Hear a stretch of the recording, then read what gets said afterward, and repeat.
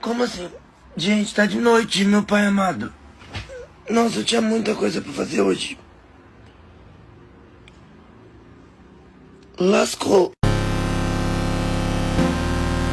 É muito chato conversar com você. Você fica fazendo muita piadinha, muita brincadeira. Não para. leva nada a sério. Não faço tanto não, vai.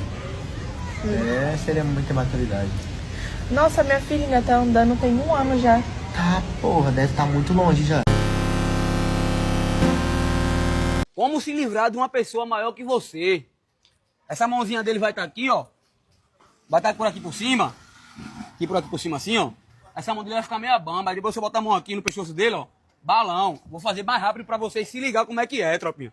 Botou a mãozinha aqui em cima aqui, ó. Segurou aqui, ó, tropinha, ó.